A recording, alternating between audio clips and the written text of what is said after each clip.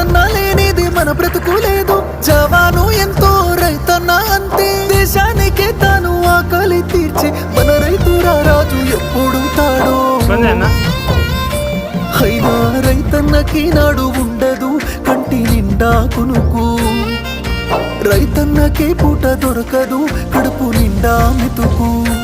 అయ్యో రైతన్నకే నాడు ఉండదు కంటి నిండా కునుకు, రైతన్నకే పూట దొరకదు కడుపు నిండా మెతుకు.